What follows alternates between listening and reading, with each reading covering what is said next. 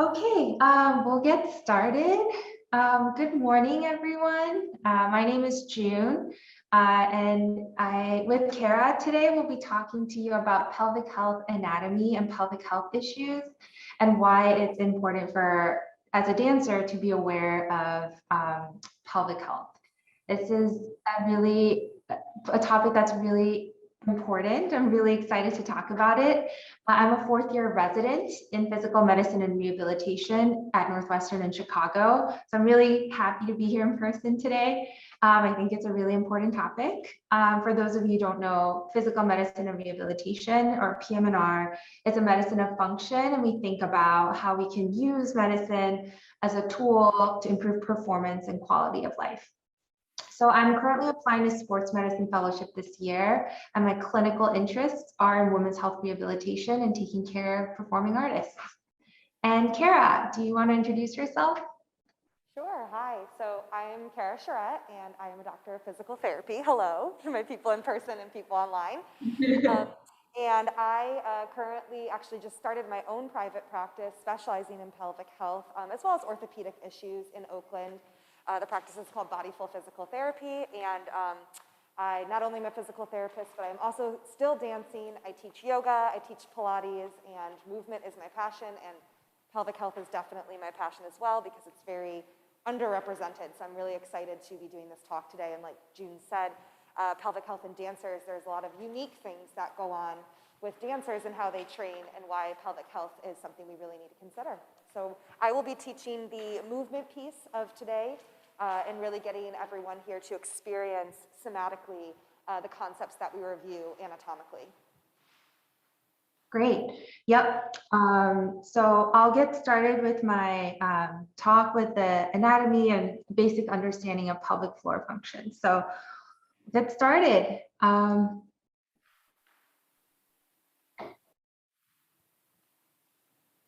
All right, so objectives for today's talk is answering these 4 questions, which is, what is the anatomy and function of the pelvic floor? What happens when there's a dysfunction of the pelvic floor? What causes pelvic floor dysfunction? And what are the pelvic floor issues that are specific to women athletes, to dancers? Now, I want to make you aware that a lot of the literature has been done for women athletes, and that this is sort of centered for those with current and prior uterus or vagina owners, but understanding that everyone has a pelvic floor. So even though this talk may be skewed towards female anatomy, everyone is a pelvic floor owner. So why is learning about the pelvic floor important for dancers? So important to note that 1 in 3 or 4 women will develop incontinence, and women participating in sports have 3 times the risks of developing incontinence. And research has shown that the highest risk among are in impact sports, including trampoline artists, gymnasts, volleyball players, and long distance runners.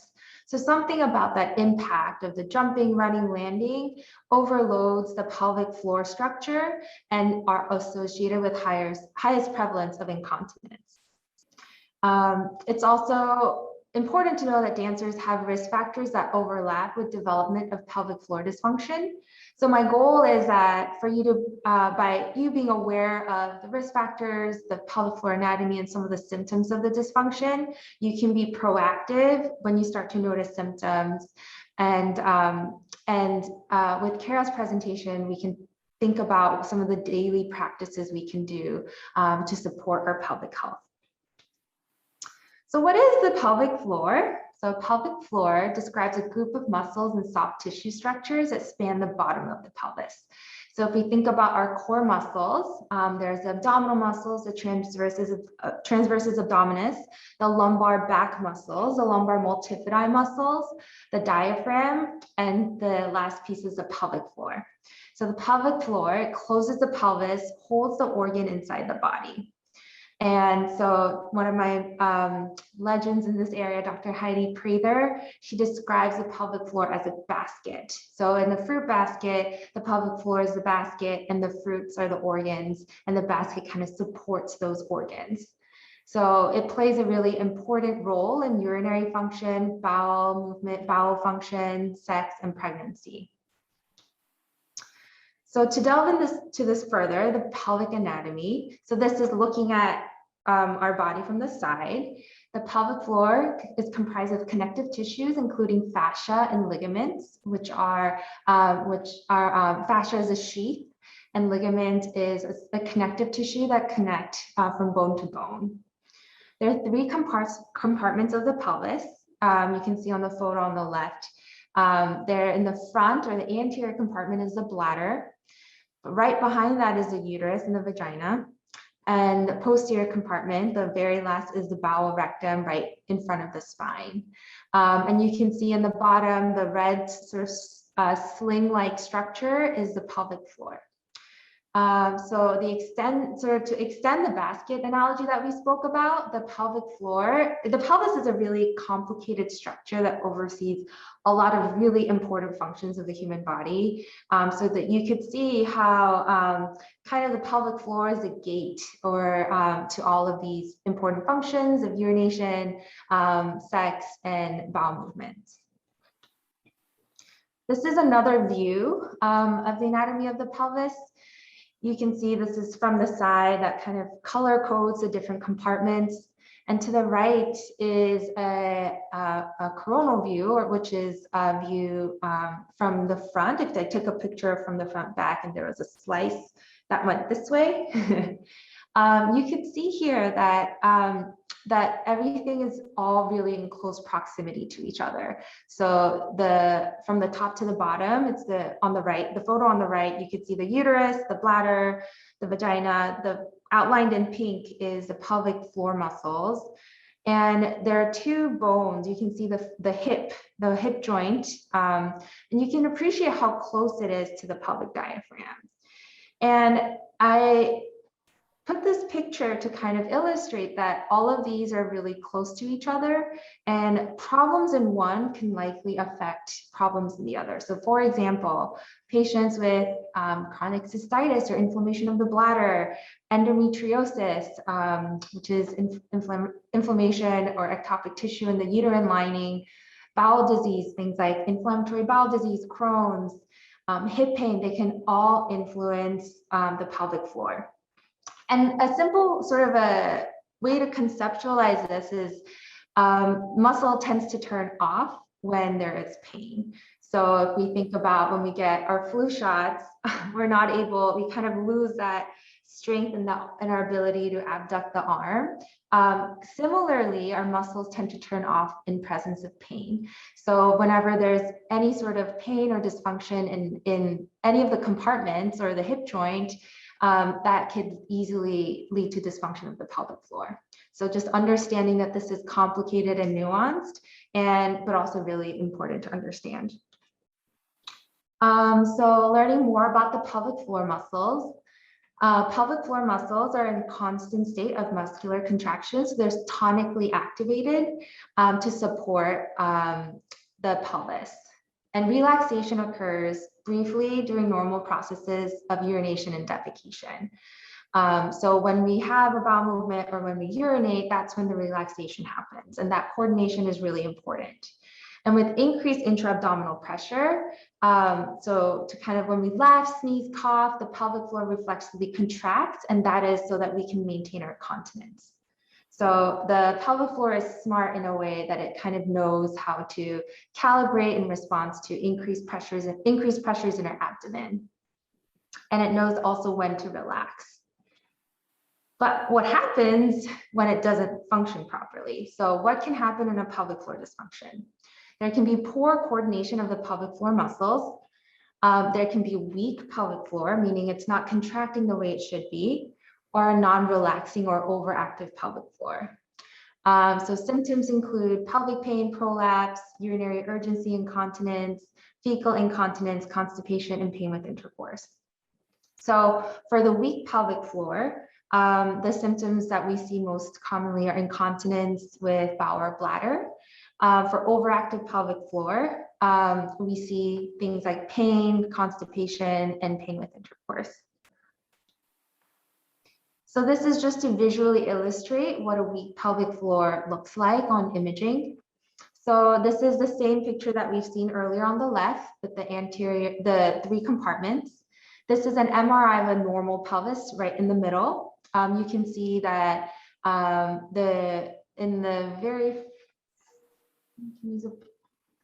right here, can you see my pointer? Right here, that's the bladder, here's the uterus, and here's the colon, the rectum. And this is in good alignment.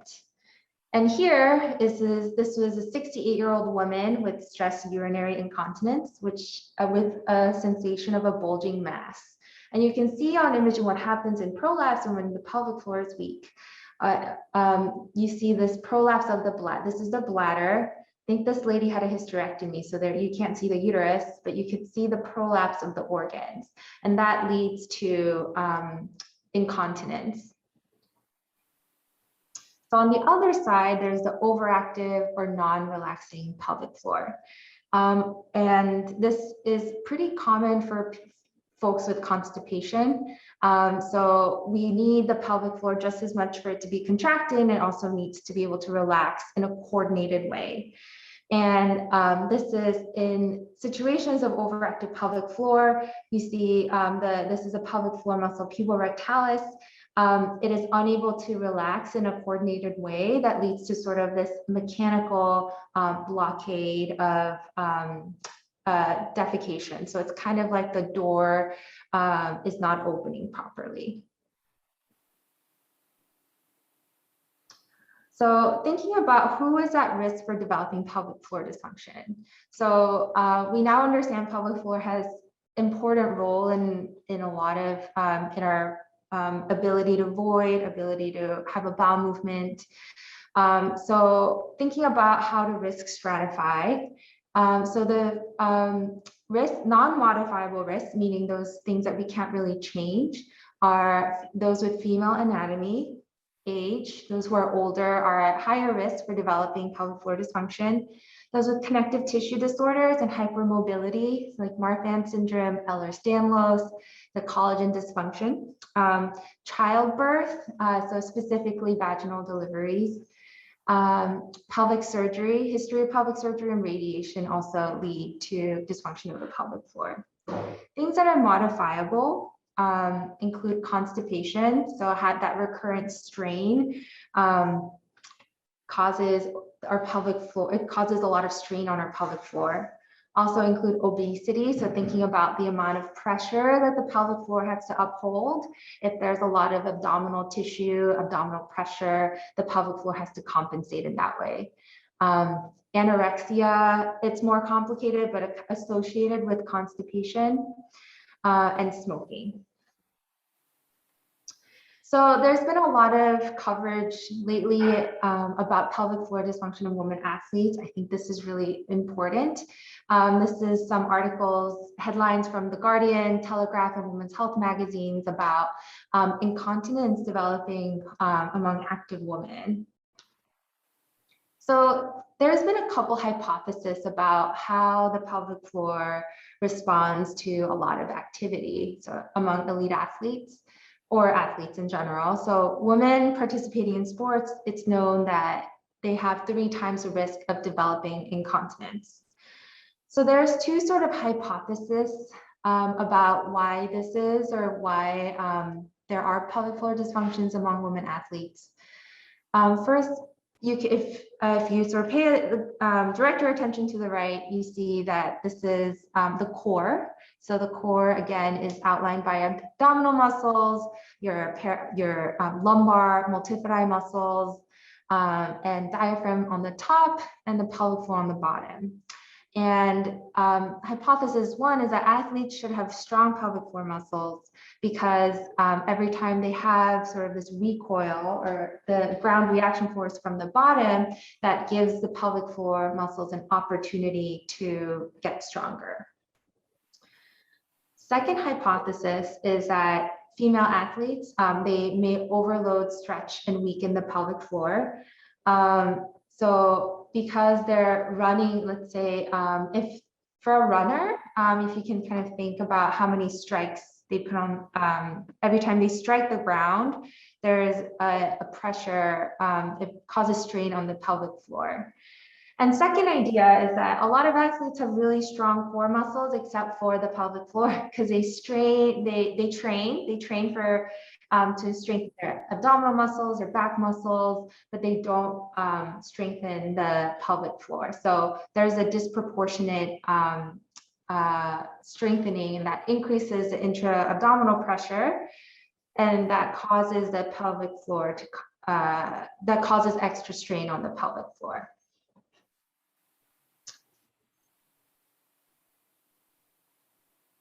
So this finally, kind of looping back to dance considerations for dancers.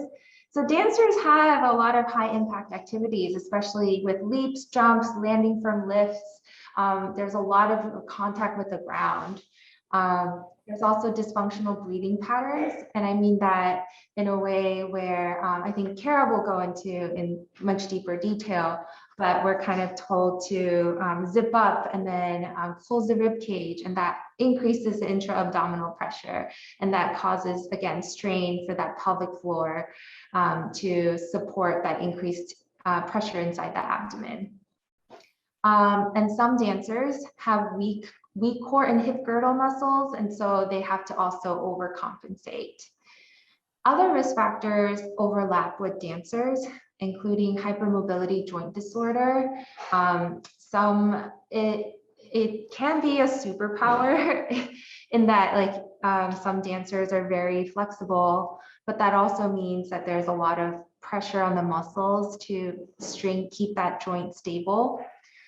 There's also increased prevalence of eating disorder among dancers, and that also predisposes that individual to constipation and strain of the pelvic floor and relative energy deficiency. So in summary, I share this with you because awareness of pelvic floor dysfunction is among elite female athletes and dancers is important. And there's emerging evidence that pelvic floor muscle training is an effective treatment for incontinence, but for other pelvic floor dysfunction as well. There isn't as high of a literature about what the prevention aspect would look like, but Karah, I'm sure, could tell you a lot of her clinical experience as well. And if you experience any of these symptoms, I encourage you to seek care from a pelvic floor physical therapist or women's health physiatrist for evaluation, because these are things that we can work on. All right, I'll pause there. Does anyone have any questions?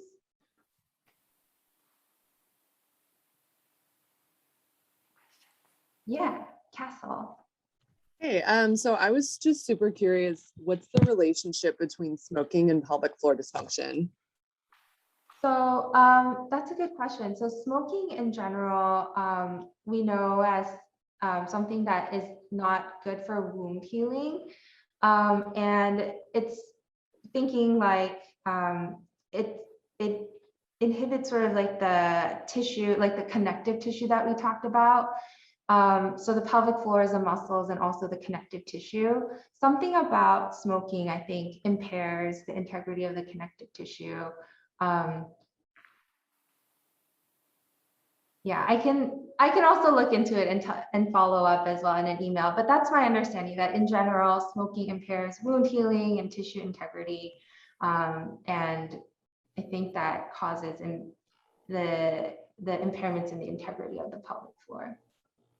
That makes sense. I was just curious. And then from my understanding, the relationship between eating disorders and pelvic floor dysfunction is basically constipation and also maybe like muscle wasting. Yeah, absolutely. Muscle wasting, constipation, and I also read that if there is a forced vomiting component, that like stretching and that increases the abdominal pressure during those episodes. So I think all of those things can lead to pelvic floor dysfunction. Makes sense. Thank you. Yeah, and these are correlations too, not necessarily causations. These are kind of like theorized relationships, but yeah, I think they're correlations, and those are the thoughts behind why. Thanks for your questions. I have a question. Oh, Yeah, my name's Allie. I was a child athlete and I had a partial hysterectomy at the age of 7, and I'm wondering what the impact of that is to my actual anatomy. So it have you been it sort of depends on the individual. I know that the uterus, it is part of the pelvic floor and it does provide that structure. If you look back at that MRI, that it does occupy that space in the pelvic floor and does provide a physical it does have a place in the pelvis that provides a sort of mechanical support. But there are also patients with hysterectomy that don't develop pelvic floor issues. So it is really individual. I've seen patients that do develop pelvic floor issues after hysterectomy. And I've also seen patients who don't. So it is very individualized. Okay, thank you very much. Yeah, and if you do, I send a lot of patients do pelvic floor therapy. So if that's something that you haven't explored, or if you're having any issues, I encourage that. Okay, thank you. Yep. hi. My name is Nyala, and I just had a question about overactive, the overactive pelvic muscles. Like, I guess, exercises, or if exercises will be happening, or going over kind of what that would look like to reverse those effects of that. Yeah, so constipation it could be, there's sort of like two pathways when you think of constipation. One is a motility problem, meaning that the actual movement through the bowel, the transit across bowel, there's a problem there, or is a problem of the pelvic floor, which is what's displayed here. And Karah could probably talk about this more, but what we look for, pelvic floor therapy, if it is an overactive pelvic floor, is effective about 60 to 70% of the time. And the therapy for that includes biofeedback and sort of retraining the muscles to coordinate properly. So it is, a lot of patients have found success in pelvic floor therapy for constipation related to overactive pelvic floor. And you mentioned that there isn't a lot of literature as far as that it's more so focused on female-bodied peoples versus any male-bodied folks. Are the symptoms the same when it comes to males as far as either overactive or the other pelvic floor dysfunction? Is it the same as far as how it shows up in men, or would it be different? I'm actually not sure. So to correct myself, the pelvic floor literature among athletes is more prominent for women. There are a lot of pelvic floor literature for men, especially in context of prostatectomies. There are a lot of like post-prostatectomy pelvic floor recovery regimen. And in terms of your second question about the symptoms, the men have less sort of like urinary incontinence. They have less risk of prolapse. So they do definitely have a different profile. Is it known what symptoms they would have if they had pelvic floor dysfunction, or it's not really known? Yeah. I can piggyback off of this, June, if you want, because I treat a lot of men. Do you want me to answer this one, June? Oh yes, feel free to jump in. Yeah. So I treat both men and women and all body identities because everyone has a pelvic floor. And I have found in my clinical experience that penis owners often will have, with an overactive pelvic floor, can actually have more of like that slow flow, stop and go urination. They can have sexual dysfunction, so your pelvic floor muscles can be the reason for erectile dysfunction. And you get a lot of pelvic pain, so a lot of testicular pain, penile pain, scrotal pain into the sits bones, ischial tuberosities. So it can manifest in a lot of different ways, but it can certainly affect, and of course, constipation as well. So when we look at that umbrella term of tighter overactive pelvic floor muscles, it's going to be pain, restricted urination, and restricted bowel movements, stereotypically. Okay, got it. Thank you. Yep. Thank you. All right. Is there Sure. any other We questions? have a question here, actually. Great.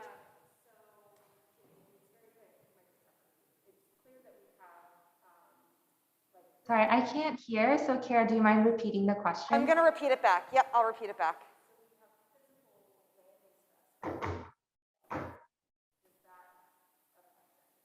Can you expand a little more when you say physiological stress? Like,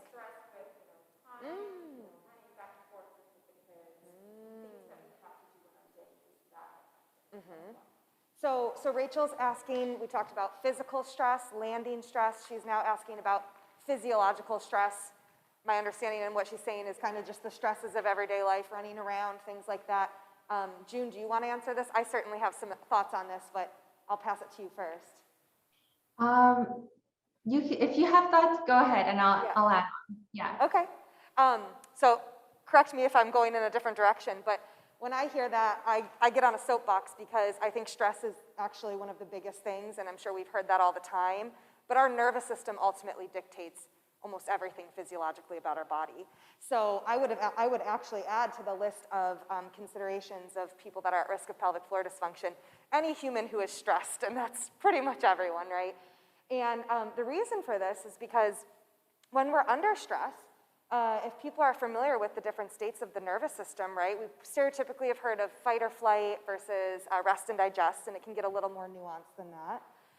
But if we're in a state of fight or flight, which I think a lot of people are, I mean, add a pandemic into it, and yeah, a lot of people are under stress, then what happens to our bodies physiologically? We actually increase cortisol levels, we increase muscle tone, all these things that do affect how our muscles function. And so, you know, when the body gets into that protection mode, and there's actually been some really interesting studies to prove this, most people think, oh, I feel stress in my shoulders, right? That's like the first thing to turn on. There's actually a really interesting study done, I want to say probably more than 10 years ago now, where they actually put sensors on the upper traps and the pelvic floor and exposed patients to stimulus that was stressful, and the pelvic floor always turned on first and to a higher degree. So there's a lot to be explored in terms of evolutionarily why these muscles maybe turn on. You can maybe argue that based on their placement in the body, what they're protecting are reproductive organs, which is something we care a lot about biologically. These muscles are going to turn on even when we're not aware of it. So that's my really long way of saying stress absolutely affects it. And 9 times out of 10 when I'm treating patients with pelvic floor dysfunction, stress management is a huge piece of it and connecting to this area because we're holding a lot of stress here and not even aware of it. Did that answer your question? Yeah. Okay, awesome. I'm really passionate about that in the nervous system, so we can definitely talk about that, yeah. Perfect. Any other questions? Awesome. Well, thank you everyone for tuning in and for your questions. We'll then transition over to Karah's part of the presentation. And if you have more questions, there'll be opportunity to ask at the end. That sound good? Okay. Now, if people want to take a minute to like stretch, move their body, take a deep breath, whatever you need as we transition here, I think we're gonna, are we gonna take the PowerPoint down and just move to, okay, so yeah, we're just gonna take a moment. Awesome, okay, great. All right, hello everyone. So I'm in a position where I'm gonna kind of bounce between looking at my in-person people and then looking at you all online. At any point, if you can't hear me or you want me to turn, if I'm demonstrating something, just holler and let me know and I'll turn around. So thank you, June, for the presentation on the anatomy. That's always really helpful to have a foundation for what we're actually talking about when it comes to the pelvic floor. It's a unique part of the body that we cannot actually see it. So being able to get into the imagery is going to be really helpful. So I'm actually going to grab a prop because the big thing that I want to focus on today, trying to be specific to dancers and the issues that come up, I really want to drill home the idea that one thing that's super important about this area of our body is that it plays a really key role in pressure management. And I think nowadays we hear a lot about the pelvic floor, and the big word is like Kegels, and is it tight, is it weak? And that is all very important because generally we can put people into somewhat of a box of like, okay, you lean more on the weaker side or you lean more towards the overactive side. But in my clinical experience, I actually tend to see a mix of both. And it tends to come down to a lot of coordination and again, pressure management. And so to kind of backtrack a little, June did show this, I think, in one of the images, or a couple images, where she referenced the core as a container, essentially, this whole system, right? A lot of times, traditionally, we've been taught our core are those six-pack abs, and that's just, we gotta unlearn that really quickly. That's, you know, hopefully, I think a lot of dancers are starting to become more aware that that's not the case. But when it comes to our core, the real power in our core is that it's actually designed to be a really efficient shock absorber. So it's not dependent on muscles being turned on and gripped all the time. It's actually dependent on structures being aligned and in place so that these muscles can work in concert together. And so to break it down, I'm going to use this little ball here because I think it's the closest I can get to showcasing a pressure system. If we were to think about that pressure system once again, we've got on the top of this ball, the diaphragm. This is going to be the top of our pressure system. The bottom of the ball is going to be our pelvic floor, or sometimes I like to use the pelvic diaphragm as the word because I think that there's some connotations with floor. We can think of diaphragm as similar to our respiratory diaphragm, something that's supple in the shock absorber. So language sometimes can change what we visualize and what we experience in our bodies. And then we've got the whole central piece, which we can get really complicated with that. I'm going to just generally call that whole central part the abdomen. If we really want to break it down, yes, we have our rectus abdominis. Yes, we have our obliques. Yes, we have the transverse abdominis. And yes, we do have multifidi. We can get into that if people want to later, if people have questions. But again, generally speaking, this system is the diaphragm, the pelvic diaphragm, so respiratory diaphragm, pelvic diaphragm, and abdomen. And again, let's think about this ball for a second. If there was one part of the ball that was maybe a little bit taut or stuck, not going to be the best shock absorber, right? That shock is actually going to get absorbed inefficiently at the point where it's stuck. When we think about something being a good shock absorber, we want that structure to be supple, dynamic, not rigid. So again, to kind of unlearn this idea of, okay, if I want to be strong and a good shock absorber, especially as dancers who are told to zip it up, if I just death grip my abdomen and pelvic floor throughout class, I'm actually not going to be the most efficient shock absorber. So that's something we want to kind of explore. Now, when we think about the system being a good shock absorber, we also need to think about our posture. And this is something where I do think dancers are unique, which June did touch upon in her presentation. We're often cued, and it's admittedly, it's been a little while because of the pandemic since I've been in like a traditional dance class ballet, but I know in my experience, there are a lot of times in dance classes where I'm cued to drop my rib cage, to tuck my tailbone, right, to lengthen the spine. And though those cues might be well-intentioned, I see in a lot of dancers, myself included, I'm trying to teach myself to unlearn this, that we think good posture is all of this kind of tucking, this zipping up. Well, what does that do to our pressure management system?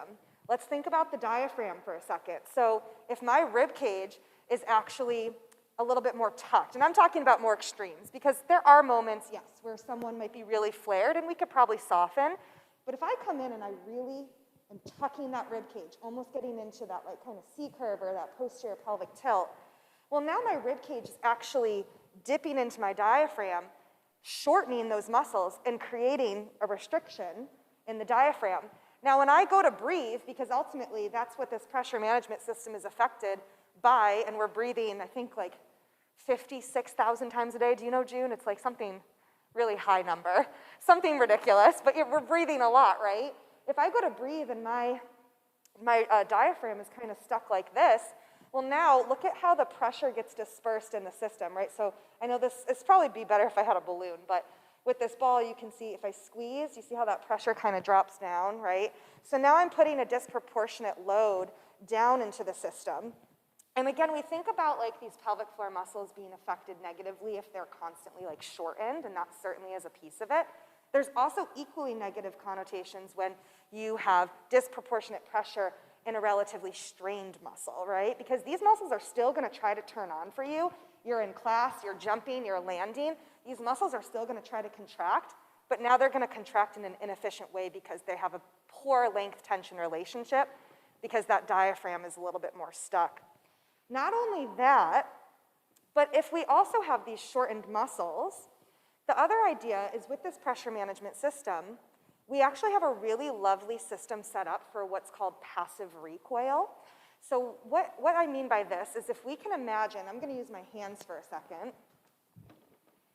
If we can imagine the anatomy, and if I'm going too fast, please let me know, because I get on my train and I just run with it. So if we can imagine now just the diaphragm and the pelvic floor, hopefully most people here have an understanding of how the diaphragm works when we're breathing. I'm gonna review that just in case, because it is kind of confusing. If we can think of the diaphragm muscle, I'm actually gonna use my arms for a second. It's actually a double domed muscle where there's this base, what's called the central tendon right in the middle.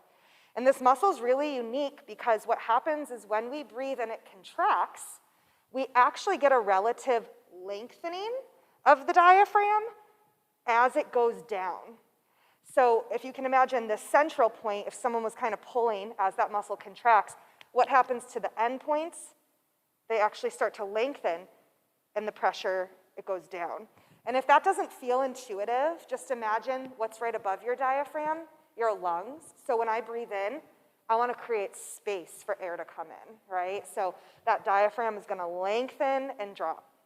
Now, why is this important? If we can now imagine the diaphragm as my top hand here, and we have a pressure system acting like a piston system, if I have pressure from the top as that diaphragm lengthens and drops, what is the base going to do? It's going to accommodate and do the same thing. So in a healthy, coordinated system, when I inhale, my diaphragm lengthens, it drops, my pelvic floor lengthens, it also drops. Is that visual making sense to people? Okay. So the reason I care about this is, again, going back to pressure management. If I have a compromised diaphragm because of maybe my rib cage positioning, and I take a deep breath in, instead of getting that full excursion of lengthening up top, I'm gonna get a very small, or maybe not really any excursion at all.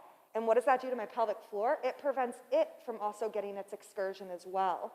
So we can see how these muscles can be affected posturally, even outside of dance class, if we're constantly held in certain positions, not getting excursion, and then going back to this concept of passive recoil, think of a rubber band, right? If I pull that rubber band, stretch it, stretch it, stretch it, it will usually kind of come back, right? It snaps back, has this elasticity. So our core has that beautiful elasticity already set up to function for us. And what this does is it gives us passive stability, which I love because we cannot think about engaging our pelvic floor all day, every day, right? We need things to be set up passively. So that elasticity, when we're set up in a really healthy way, is allowing for, just with our breathing, to get that excursion and lengthening when we inhale.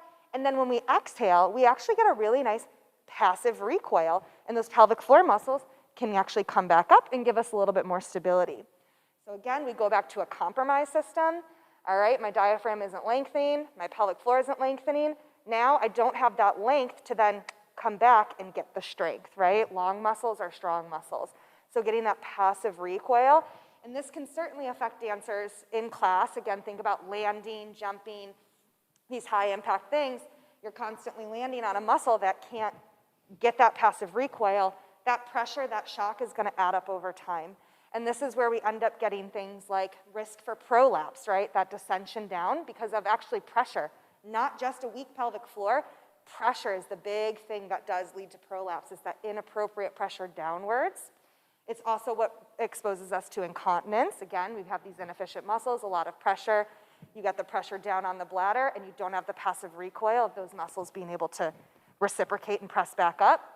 Incontinence, often with landing, running, right? This is where we see specific incontinence to the pressure of those landing activities. And then pelvic pain. So pelvic pain can come up for a lot of different reasons, but again, if these muscles are constantly under inappropriate, inefficient load, then that's certainly going to affect how our muscles are engaged in terms of maybe they're thinking, okay, I gotta protect, I gotta tighten up even more. And what does that do? That decreases blood flow, that puts inappropriate pressure and tightening over the nerves and the nervous system, and this can manifest in pain in different ways. So I know that's a lot of information. Everyone tracking so far? I can see you guys. I can't really see you guys, but if people have questions, feel free to just pop on your mic and let me know. I have a question. Can you just repeat that last part when you were talking about if it's weak, then you tighten even more, and then it leads to things like, I think you were saying nerve pain, or what was that part? Yeah, so in terms of inappropriate pressure, I mean, there's lots of reasons why we can have pelvic pain. But if we're going back to that idea of inappropriate pressure being placed on the pelvic floor, maybe not always weak, but uncoordinated, if we're constantly landing on muscles that cannot have that passive recoil, can't have that healthy relationship, well, then they're gonna just continue to stay stuck, stay shortened, right? They're not getting that passive recoil, they stay in a shortened position. And any type of environment in our body that is a little bit shortened or hypercontracted is gonna have decreased blood flow, decreased oxygen. Our nerves and our nervous system really needs blood flow and oxygen to stay happy and healthy. So it becomes a little bit hypoxic. We get buildup of lactic acid, we get a buildup of all sorts of things. And in general, our body is kind of gets in this heightened state of, okay, you know, this isn't really working well. This is, you know, an area that's a little bit more inefficient. And that can often increase our nervous system's response to, well, generally what leads to pain, right, is getting that fight or flight response. So there's a lot of different reasons, but that would be generally what goes on there. Thank you so much. Awesome. Any other questions with this pressure management system? I have a couple more examples as well, just to like really drill it home. So if more questions come up, let me know. But again, just kind of one other thing I want to drill home with the pressure management system with dancers is, okay, we talked a lot about the diaphragm and how we can have restrictions up top, which lead to that, you know, inefficient straining down at the bottom. We can have the same thing happen with the abdomen. So imagine that, you know, we're in class and the teacher says, engage your core. And what do we often do? We grip and we kind of suck in or squeeze in. Well, now look at what happens to both the top and the bottom of the system, right? We're getting this inefficient pressure now upwards at the respiratory diaphragm and downwards at the pelvic floor. So just another example of what can happen in the body with inefficient coordination. One thing I think is really interesting that I like to share with people, because we can get even more nuanced and specific, is the obliques. And I see this a lot in dancers that have overtrained and over-coordinated and engaged obliques. I don't know if I'll be able to show it perfectly, but if you think about the alignment of the obliques kind of in this diagonal position, if I'm a dancer who is often over-recruiting my obliques, then I actually get this pressure a little bit more down. It's not gonna go as much upwards as the first example showed. With the obliques, it's actually gonna go a little more downwards and more anterior. And you may experience this yourself or have a friend, because I know I have many who say this, I just have this like pooch in the front of my belly and it's just this fat and I want it to go away. And they're like the skinniest person in the world and it's definitely not fat, even though we're supposed to have some fat here and it's good for us. That's actually a chronic lengthening and inefficient pressure management from over-recruitment of the obliques, creating a little bit of what seems like a pooching effect at the lower abdomen. I see this a lot in my high athletic women after pregnancy, and they have a diastasis rectus, which is actually a separation of your six-pack muscles, and they just cannot get that bottom part of their diastasis to close. And meanwhile, they're doing their core work, and they're constantly engaging their obliques and pushing out on that lower abdomen, constantly creating that lengthening and slackening at that connective tissue. So this is something I just like to draw attention to, because you get so many people who are really hyper-focused on that part of their body, not realizing it's actually an inefficient coordination of their abdominal muscles. Which leads me to my final point of this, and then we're actually gonna experience some of this, because I know I've been talking for a while, but I wanted you guys to be able to visualize this. So the other thing that's really important, which June also kind of touched upon, is this idea that high athletes are often really taught to engage their core, but a lot of people are not educated that your core is also including your pelvic floor, which means if we're doing true core strengthening, it's not gonna just be your crunches and even just your transverse abdominis engagement. It has to be in the context of this whole system. And we can get pretty complicated with that, but my point I wanna drill home right now is that what it needs to be is that these abdominal muscles are trained in coordination with the pelvic floor. So it's not that you just go off and you do your 30 Kegels and then you do your 30 TA engagements and then you move on with your life. It's actually that we're trying to get these muscles to turn on in coordination with each other so that when we do have to engage our core, because there are going to be times in dance class and other exercises where we do have to engage the core, we want to make sure that we're doing it in an efficient way where the whole system can work together and it's not just abdomen squeezes and then pelvic floor has to suffer the effects of that. So we'll talk a little bit about that. My goals with a little bit more of the movement piece is I want you all to experience what it actually feels like to even connect to your pelvic floor, because for some people you may never have or are not sure if you have. So I want to try to hit home two parts of the spectrum. I want to have people feel what it means to feel the connection to the breath, that kind of diaphragm connection we talked about, which is really helpful for overactive pelvic floor muscles. I think someone asked about that earlier. That's going to be a key piece. And then I also want to try to slightly touch base. It can get pretty complicated, but I want to at least touch base with that coordination piece. What does it feel like to get your pelvic floor and core actually turned on? And again, the point of doing both is that a healthy muscle is a muscle that goes through the full range. So I don't necessarily want people walking around being like, well, I only have to relax my pelvic floor. That's the only thing it needs because I have an overactive pelvic floor. Truthfully, a healthy muscle is one that can both contract and relax. So we have to experience both to know the difference. So that's what I'm going to move into for movement, but I'll pause again just to see if there are any other questions before we go into that. Sure. Transverse abdominis, yes, sorry. Sometimes I go into my abbreviations. Yes, so TA, transverse abdominis. Again, making some assumptions with dancers and bodywear people that you may have heard these terms before, but I'm gonna, when we go into it, I'm gonna break down exactly what that muscle is and how to feel it. But yeah, when I say TA, that's transverse abdominis, yep. Any other questions? Any questions from online people? All right. Again, feel free to interrupt if you do. So let's take a moment, and we are actually going to start on our backs. I'm going to take you guys through different positions, but let's just start on our backs. And if that's not available or comfortable for you, you're very welcome to just take a seat or even be in standing. There's lots of different ways you can experience this. So just find what's most comfortable for you. You can use any props, yoga blocks, pillows, anything that's going to make your body feel more comfortable. And we're going to take a moment to just land on our backs. I'm probably, say it again. Oh no, I'm actually going to talk because I want to watch you all, so I'm going to talk through it. If you need me to demonstrate, then just let me know. But a lot of this is actually very internal, experiential. Not a lot of it's very visual in terms of externally. So once you're on your back, if it's comfortable, I'm going to have you bend your knees so that you just come into a little bit more of a neutral spine. So bending the knees, the feet are going to come onto the mat, so your feet are flat down. And maybe find that, that hip distance apart at the feet, just so you have a firm base of support. And take a moment to close your eyes here.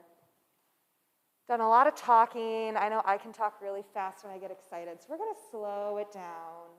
Just come into the breath and come into the body. And really just starting with observation. So here on your back, you've got your back is just softening. So we're not actively pushing the back into the floor. We're not actively extending the spine. There's just a little breath of air at that natural curve in your lumbar spine. And just doing a little body scan here. As you breathe in, just notice where the breath naturally wants to go. And this is just with curiosity. So there's no judgment here. There's no right or wrong. Just noticing where does that breath like to go on the inhale. And then as you exhale, just kind of noticing how that feels, how that lands in your body. And taking a moment here, I'll invite you to bring your hands to your rib cage, preferably more towards the sides as opposed to the front, if that's comfortable. And taking a moment here, see if you can breathe into your hands at the sides of your rib cage. So traditionally, diaphragmatic breathing a lot of times is taught as breathing into the belly. And what often happens there is we end up pushing into the belly, almost creating like this relative strain. And it can feel kind of forceful and sometimes not very comfortable. And it's not that your belly can't breathe or expand as you do this type of breathing, but what I'm gonna invite is the idea of the rib cage expanding to either side when you inhale. And the reason for this is, again, go back to the anatomy. Your diaphragm attaches to the edges of the rib cage. So if we're gonna do true diaphragmatic breathing here, we're gonna need that rib cage to start to expand out to either side.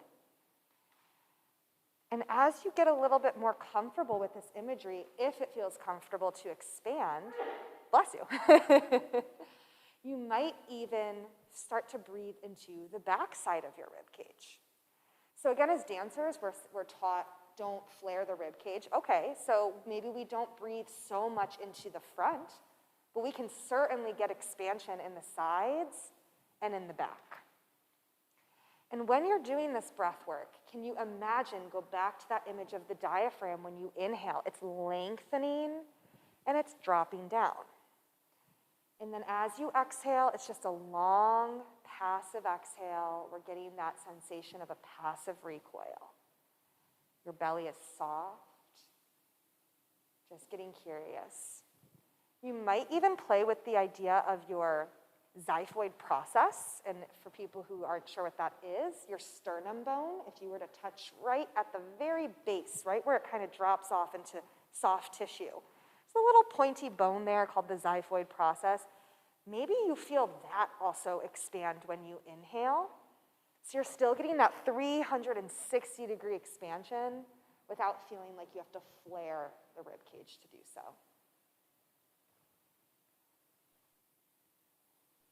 Good. So just getting curious, finding these touch points, really connecting to the diaphragm. And again, we want to feel that full excursion of the diaphragm because ultimately it's going to allow our pelvic floor to receive full excursion and improve the health of our core system.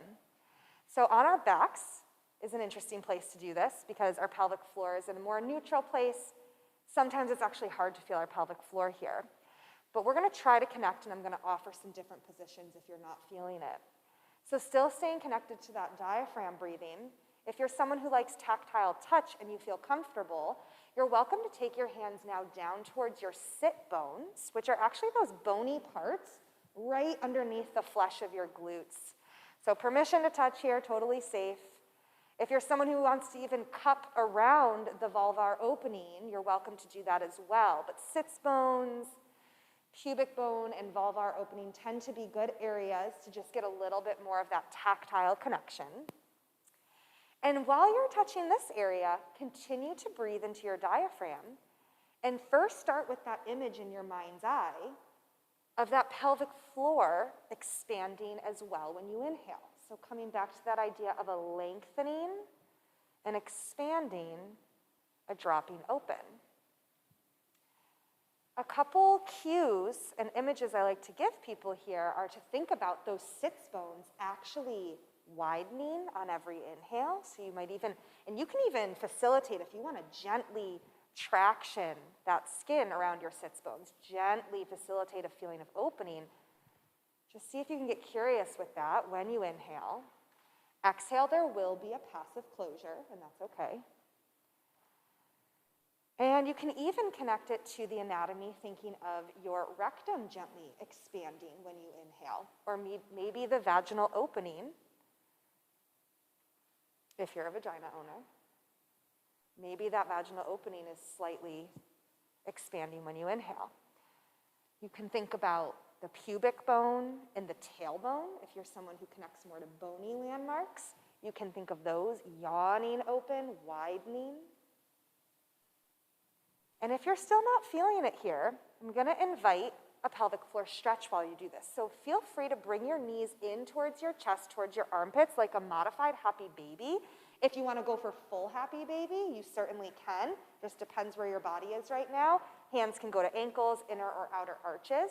Now, while you're here, keep that tailbone really connecting to the earth. In order to feel that pelvic floor stretch, we want the knees to drive in towards the armpits. We're trying to get hip flexion and hip external rotation. And then while you're here, yeah, your belly might be a little bit less likely to expand, but come back to that rib cage breath. And then see if you can feel a connection to the pelvic floor in this position. Just getting curious. So everyone's body is different. This stuff takes time. Even just thinking about it, you're starting to wake up that part of your brain. You're mapping that part of your brain for the pelvic floor. Come back to those images. Maybe again, as you inhale, those sits bones widening. Maybe the pubic bone and tailbone widening when you inhale. You can almost make a diamond shape between all of those. And if you want to imagine the diamond is opening, pubic bone, sits bones, and tailbone, you can also play with that. So just taking a couple more breaths here, feeling that diaphragmatic to pelvic floor connection.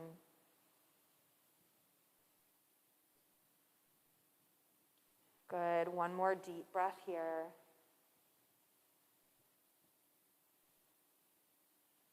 Really nice. And then slowly, as you're ready, you can just hug your knees into your chest if you want to rock and roll side to side. We've been on our backs for a little while, so just releasing the low back, letting that go. Good. And then we're going to switch gears a little bit, and let's play in a different position. So if it's available to you, I'm going to invite you to come onto all fours. If all fours isn't available to you, you can do exactly the same thing that we're about to do sitting in a chair. You can stay on your back. Lots of different options. So if you're in all fours, and feel free to take any padding on the wrists or under the knees if you need it, go ahead and just get yourself stacked. So you've got your hands underneath your shoulders, you've got your knees underneath your hips. So yeah, letting those knees be as wide as the hips. And then just to get into our bodies, go ahead and take a few cat-cows here. So when you inhale, think about your head and tailbone coming towards the ceiling. And when you exhale, think about rounding and dropping the head and tail towards the earth. And here we're using that position in order to get deeper breaths, the position of our posture. So when you inhale and that head and tailbone are reaching up, you're actually opening up that rib cage, opening up the belly, creating a little more space for air to come in, the lungs to expand. And when you exhale, rounding. Good. As we do this to start, I want you to really try to just feel like your bones are moving in space. So this isn't about gripping muscles to make this happen. We've got that architecture already in our bones, and the muscles just respond. We're just letting the bones dictate the movement. Nice. Breathing through it. Feel how your breath actually supports you. You don't need to grip your core here to feel that support in your torso, right? You have a pressure system that already wants to support you through movement. Good. Let's just do two more here, feeling that connection. Nice, full breaths into the diaphragm. Good. And then start to settle into what would be a more neutral spine now. So you just did a lot of play into the extremes of the end ranges of your spine. Where's that middle ground place where, again, we're tempted as dancers to think, oh, I got to tuck my tailbone a little. See if you can actually let your tailbone be a little more free. It's okay to have a curve in our lumbar spine. That's the natural alignment of that part of our spine. Once you find that neutral spine, just take a moment without any of my cueing and just engage your core. What does that mean to you? Do what you think means engage your core. See how that feels in your body, and then let that go. Maybe do that like 2 more times. Just what naturally happens when you're thinking engage my core. Good. Notice, what did your breath do? Did you hold your breath, or did you breathe with it? Right? We know breath is a key piece to core engagement. So if I hold my breath, what's my diaphragm doing? It's staying stuck. We want to make sure we get good excursion there. Okay. Notice what your body did. Did you end up going into a posterior pelvic tilt? Did you tuck your tailbone when you engaged your core? Can you try without that movement at your spine? What does it feel like to engage your core without letting the bones move in space? Good. I'm going to get a little more specific. So at any point, I know we're on hands and knees. If that feels uncomfortable, feel free to change it up. But when we get into core engagement, Let's first take a moment to go back to that transverse abdominis muscle that we kind of talked about. So transverse abdominis muscle is this really awesome core muscle that's underneath the six-pack abs, underneath the obliques, wraps around our torso like a corset. And it's a deep, deep muscle. What I'd like you to try is to come into a visual as you exhale. Think about your hip bones knitting together towards your belly button. And again, see if you can make this happen without moving your bones in space. So the beauty of some of these deep core muscles is they can activate in any position. We don't need to come into a C curve or a crunch-like position to get that muscle to turn on. So just play with that. I like to do a pursed lip breath, exhaling through pursed lips. A little bit more forceful. You can even make a shh sound if that's helpful for you. Just start to notice a waking up, usually in that deeper lower abdomen. I like to think hip bones coming together. Some people like to think about a corset slowly tightening. But again, the key is to pair it with breath so we're not just sucking in. So we're waking up in a very short, quick, and dirty way of understanding that transverse abdominis. We're waking up that deeper core. Now notice what goes on at your pelvic floor when you do this. Again, no right or wrong right now. Just notice when you engage your transverse abdominis, what goes on at your pelvic floor. Some people may actually feel like that pelvic floor is pushing out. Some people may not feel anything at all. And some people might feel the pelvic floor engaging, lifting up. The goal with our core engagement is to get that pelvic floor and transverse abdominis to turn on together. And ideally, I'm going to push people to feel the pelvic floor turn on first by like a hair of a second. And the reason for this is imagine those squeezy toys that when you squeeze them and like the eyes pop out, right? If I squeeze my transverse abdominis before my pelvic floor, then I'm oftentimes going to actually end up putting disproportionate pressure down on the pelvic floor. And this is very specific cueing, especially if you do have pelvic floor dysfunction, because a lot of times that pelvic floor does not want to turn on. So play around with that. Get curious with positioning. If hands and knees don't feel good, you can try it in sitting. You can even try it in standing. So you can get curious. But play around with the timing of it, because again, muscles can be really strong, but if they're not coordinated, the strength doesn't do a whole lot for us. And I know I didn't really talk too much about what it feels like to lift the pelvic floor, so let me get into that cueing for a second. It's going to feel different for everyone, but we want to start to feel an isolatory lift. I like to, again, come back to the idea of the vagina or the rectum, and we can get more specific for that, but think about those areas of the body lifting up, up, up, and see if you can keep those glutes kind of quiet. And yeah, play around, get curious. So whatever position you want to try this in, you can do it in sitting, standing, single leg stance. Where are you in your practice right now? You can go back to your back, but kind of getting curious here, playing with that coordination piece. And again, come back to your breath. So exhaling helps us lift those muscles because on the exhale, we already get a natural passive recoil. Good. And I'm going to invite people to actually start to make their way to standing because I want you to start to feel how your weight distribution and your feet can affect this. So if standing is available to you, let's make our way there. If you'd rather sit in a chair, you can actually still access this in the chair as well. So taking a moment, eyes closed or open, whatever feels good for you, coming to standing. Let's just notice again where the feet naturally land. See if you can get those feet about hip distance apart. And to facilitate a little more proprioception, let's go ahead and close the eyes if you feel comfortable. Really get into the body for a moment. Let the muscles relax. So we just did a lot of engagement. Just let everything soften here and just notice your feet. Where is the weight in your feet? Do you have more weight in your heels versus your toes, or vice versa? Do you put more weight on the inner arches or the outer arches? Is one foot bearing more weight than the other? Just kind of get curious. You can even make little adjustments, maybe shifting your weight. Find some subtle changes to get a little more symmetry. in the feet. And once you feel like you've gotten that symmetry, go back to this coordination idea. So taking that deep breath in, get your full excursion. So the inhale is just as important. Get the diaphragmatic breath in so that you have the elasticity as you exhale for passive recoil, pelvic floor, and transverse abdominis starting to engage. In standing, for some people, this might feel easier, and some people it might feel harder. We are working against gravity more, and you are recruiting a lot more postural muscles to even just stand. So it can feel a little funky. So get curious with it.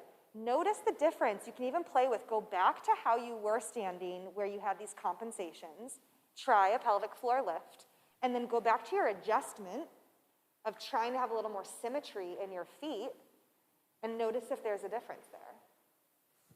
Again, this is all just without judgment, just curious. Your body is always trying to help you out.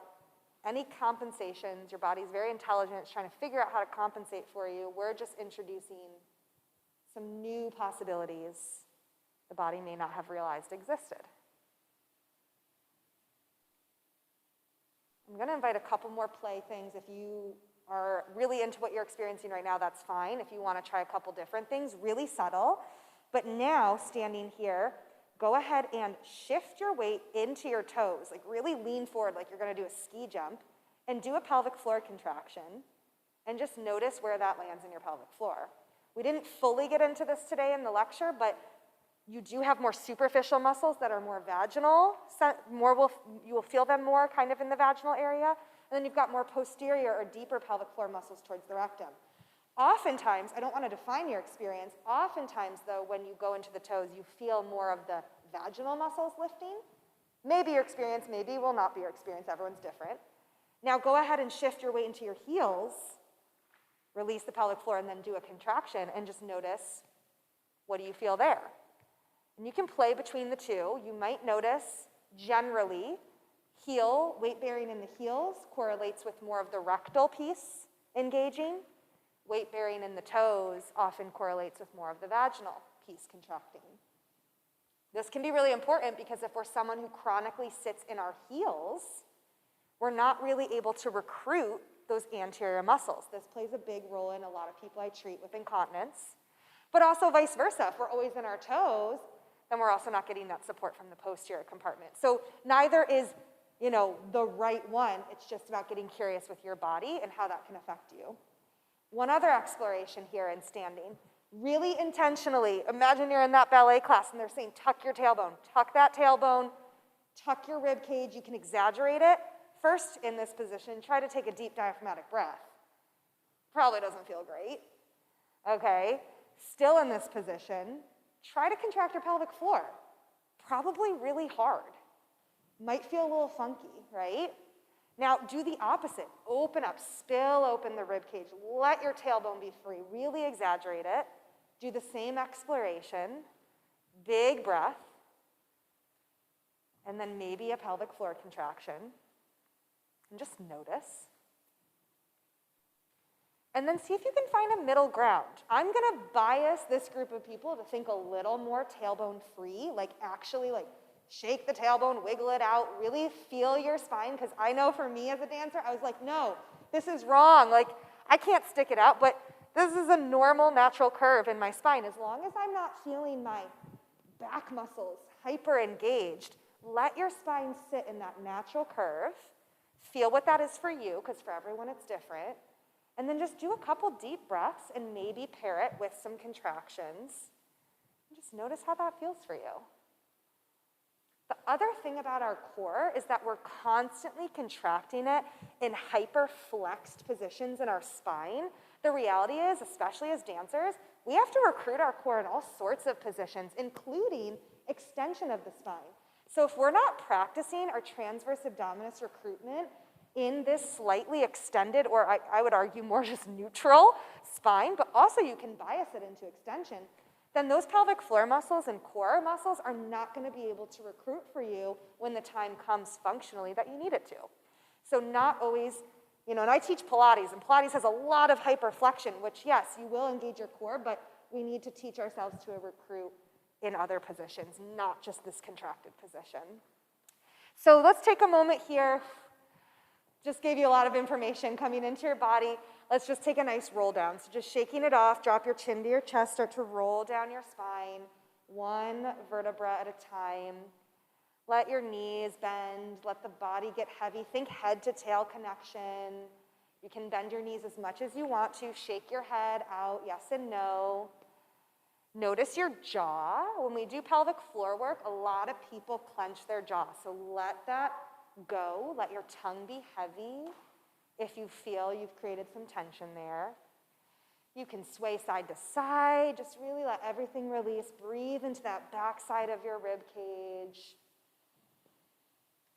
Good, and then bending the knees even more, start to round up, rising one vertebra at a time. Let the head be really heavy, still thinking head to tail connection. Your head is the very last thing to arrive. Good, and then once you reach the top, I'm gonna invite you to just go for a walk in the space around you. So just start to walk. Notice now dynamically, how do your feet land as you're walking?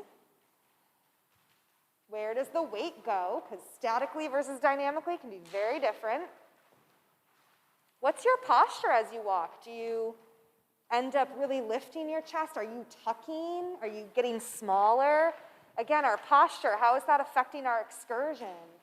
How do you breathe when you walk? What happens if you breathe into that diaphragm a little bit more? How does that change your experience with the walking? And imagining this relationship of an intra-abdominal pressure system that's supporting you with every step you take. Every step is a slight load. Is that pressure system absorbing that shock efficiently? Can you imagine that suppleness from your feet all the way up to the diaphragm? And if you're not sure, get curious. Do something that wouldn't feel good. Hold your breath as you land. What happens when you hold your breath as you're landing with your feet? And then play with landing your feet on the inhale purposefully, or landing and noticing with the exhale. How does that change your experience? Maybe pause in place and do a couple bounces. If you want to do little like demi-plies, just notice with your breath, how does that feel? Little squats. Get kind of curious. You can do little jumps in place. Hold your breath for some of these movements, and then come into that diaphragmatic breathing. Generally, a good strategy is to inhale on the part where your pelvic floor is lengthening. So for a squat, I would inhale as I go down, and I would exhale as I come up, and I want that power and that passive recoil. The same can go for jumping, right? Inhale down, exhale, inhale as you land. Play with that. Just notice. And again, notice your posture, because your posture defines so much. We can have the best intentions with our breathing, but if we're still tucking, we're still compromising that system, it's not going to be a good shock absorber. Good. Nice. Just getting curious. Good. And then starting to settle back in. Lots of information to the body. Let's just pause here. Again, feeling the weight, feet under the hips. You can close the eyes. And let's just take a deep breath in. If you want to reach the arms up overhead, opening up the rib cage. Inhale. And then exhale, big sigh out, let it go. And you guys are done. How you feeling? Good? Hopefully that was a good exploration. I know I threw a lot of concepts in there. Hopefully at least one or two stick with you. I don't expect you to remember everything from today. But I would love to open up the floor for questions now that we've done a little bit more of that embodied experience. So questions or comments? Anything? Yeah, Castle. I would love to hear you talk a little bit more about the relationship between stress and pelvic health. And like, I know you touched on the fight or flight, like contraction of muscles, and also like you mentioned like cortisol levels. So I'd love to hear more about the relationship between stress. Sure, absolutely.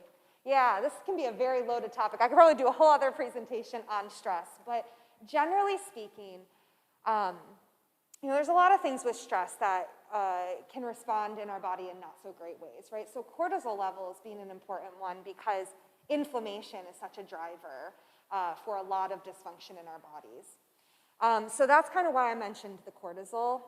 And the other reason, again, we care about inflammation, or also just in general how systemic processes are happening in our body, is that ultimately, if we want our body to be happy and healthy, we want there to be good metabolic flow, we want there to be good blood flow getting to areas, and we want muscles to have good oxygen, all of these things, right?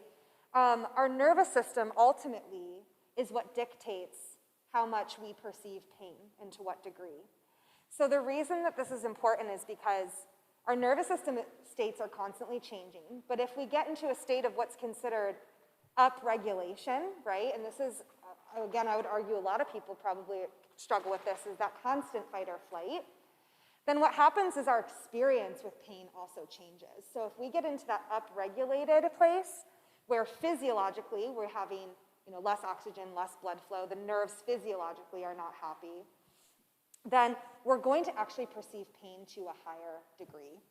So this is oftentimes, the reason I care about this so much as a physical therapist is that I'll have people come into my office who have like mild hypertonic pelvic floor, like, yeah, you have tight muscles, but they are stressed out of their mind. And then I've got the patient who comes in who has really tight pelvic floor muscles, but they're actually not too stressed. They have pretty decent stress management, or their environment is not so stressful.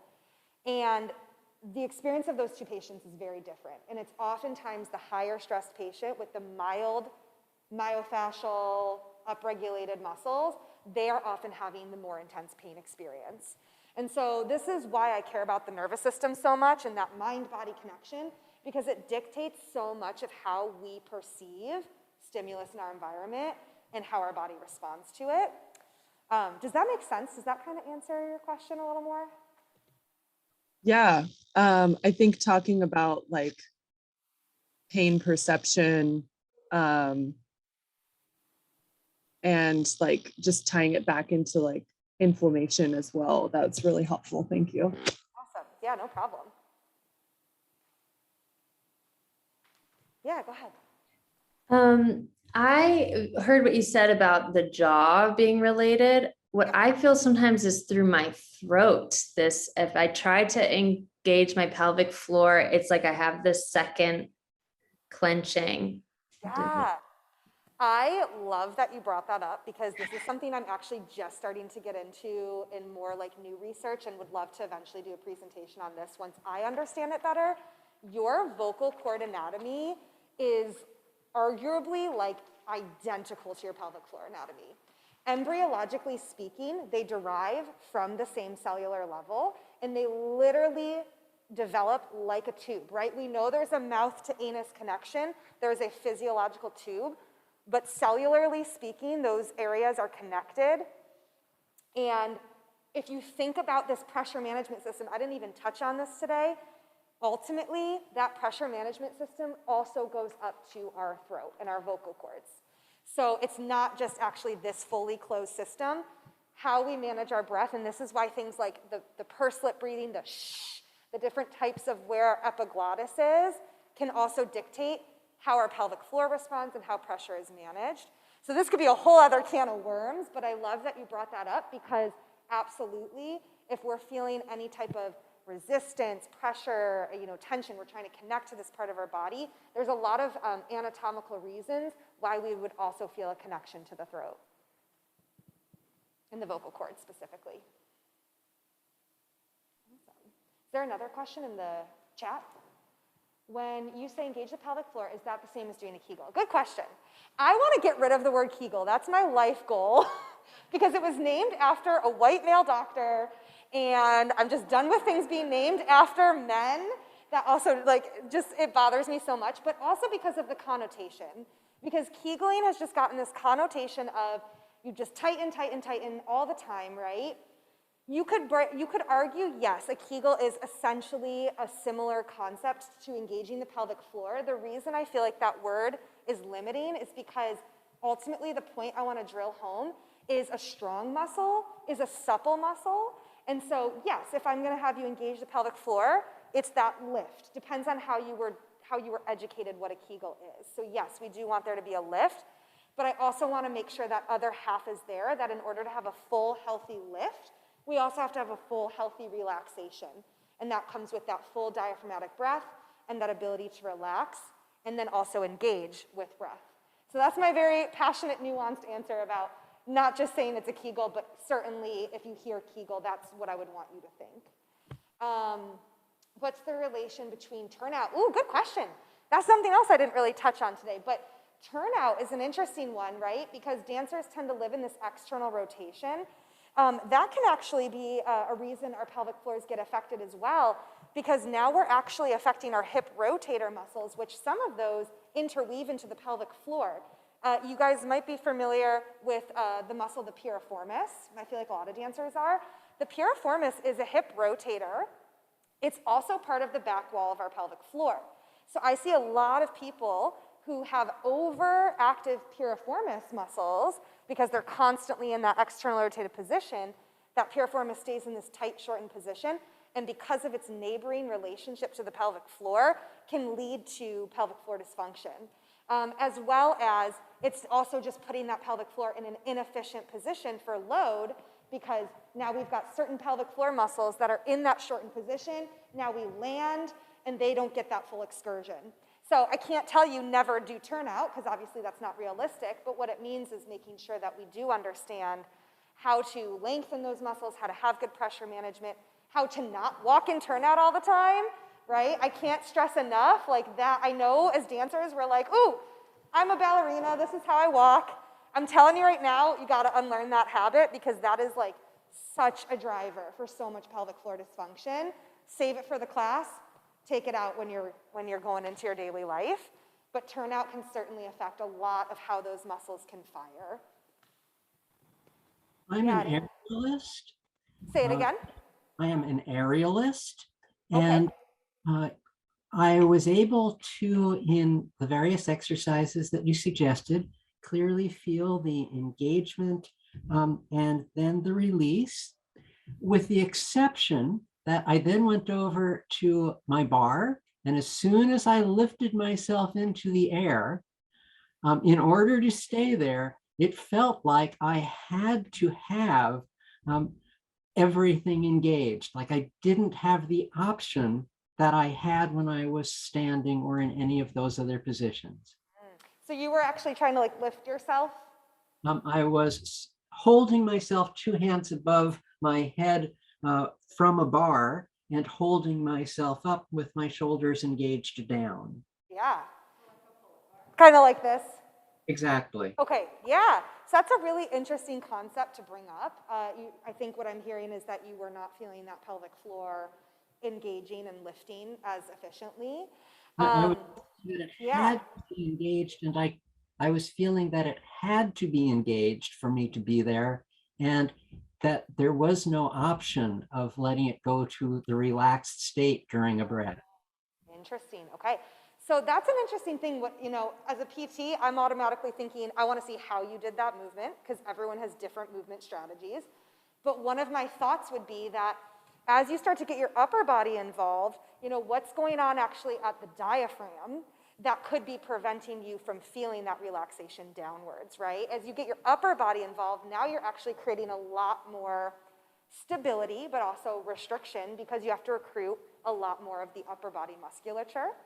And also just that it's a novel input, right? So if this is kind of a new experience for you of actually trying to feel that release, this is something that's probably going to take a little bit of time. It's much easier to connect to our pelvic floor when we weight bear through our legs because of that anatomical connection. So there could be something going on there of upper body getting over-recruited, lower body less input, less proprioceptive input up the chain to the pelvis. Those would be my initial thoughts. But your expectation is that it actually is physically possible to be in that position and still have a freely moving diaphragm and freely moving pelvic floor? I would say probably not full excursion, because you are going to probably be recruiting your core a lot more to keep yourself stable. But I would say that I would want you to still feel this relationship of a dynamic opening and closing, or maybe not opening, closing, undulation, even if it's a small degree. I don't want it to be this the whole time. You should still, even if it's this much, it might not be this much, but there should still be a relative degree of suppleness or excursion that occurs. Thank you. Any other questions? Yeah. How do we keep learning from you? This is amazing. Yeah, great question. So I love doing these. Probably will maybe see if I do more at ODC. I will do a shameless plug that I do have my own business. So it's called Bodyful Physical Therapy. And you're welcome to actually see me at my practice. And I feel really passionate about working with dancers. So I'm very open to sliding scale and making sessions affordable. So don't be afraid to bring that up to me if you do want to work with me. My business partner is also a dancer. So between me or her, you would be in good hands. We're orthopedic and pelvic PTs. So you could see me one-on-one through my business, virtually, in person. And also just find this on Instagram, follow me, because my goal with the business is that my business partner and I will continue to do these types of workshops. So getting out into the community. I also teach classes. Right now I do teach a Pilates yoga, but mostly Pilates with a pelvic floor focus hybrid class on Tuesdays virtually. So you can email me if you want the Zoom information for that. But yeah, my goal is to get more education out there because I think this is a really accessible way for people to keep learning. And I'm open to ideas. So if people are like, hey, I have like a yoga studio that would love that, just shoot me an email because I want to just get out there and educate people on this part of their body. It's so important. So yeah, that would be the way to stay in touch. Any other questions? Yeah, Castle. I'm a mental health worker, so that's kind of where my focus is. That's why I'm asking about stress and things We like love that. you. Love you too. Yeah, such important work. Yeah, no, so I love the mind-body connection, and I wonder if you can speak on like any relationship between someone's like pelvic health and their mental health, and if there's been like an indirect or a direct correlation between before you start working with someone on their pelvic health and after, and how that relates to their mental health. Sure. I feel like I have a couple ways I could answer this. First of all, I'll say like my dream is for my practice to like have mental health work. Like we need to be in partnership. PTs and psychologists, like it should be you need to see both no matter what kind of thing, because it's always connected. It's always connected. I try my best to inform. I am not a psychologist, but I do my best to inform myself on that work because naturally it comes up in sessions, especially with pelvic health, and I want to be as trauma informed and as nervous system informed as possible in those moments. I find that it goes both ways. If people are seeing me and a psychologist, they absolutely just get better quicker and with more, profound results. It's just something that, we need to start crossing that barrier more. And I find that it also, when I say it goes both ways, I guess I mean that I have found that people who are in talk therapy, but then also working with me, also can get deeper into some of their issues because there's that somatic piece to it. And so it's great if you can work with a psychologist who is somatically informed, but sometimes, especially now that we're in this weird virtual world, my profession is unique in that people are still coming in to see me. That hands-on approach, actually touching parts of the body, and then someone realizing there is this emotional connection and being able to acknowledge that. There's just a really, really profound healing process that happens there. And I'm not sure if I really answered your question, but I think I'm just trying to drill home that it's very important and people just do get better quicker if they address both. Yeah, that answers my question, and I'll probably email you and want to talk more. Yeah, please. I could nerd out like forever. I mean, I don't know how many people here are familiar with like polyvagal theory, but that's like a big thing that informs what I do, right? And it just basically is the explanation of how the nervous system defines what we experience, period. So yeah, we could do another talk on that, but there's just so much there. It's really important. Thank you. Yep, you're welcome. Any other questions? You guys are good? Okay, awesome.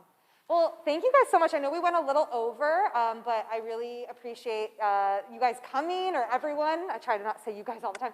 Everyone coming and having curiosity. And I'll pass it to you, June, if you want to say anything. Yeah. This was so fun. Yeah. If you take away one thing, it's a success. So more questions than answers is also a success in my opinion. So if you have more questions, great. Email me.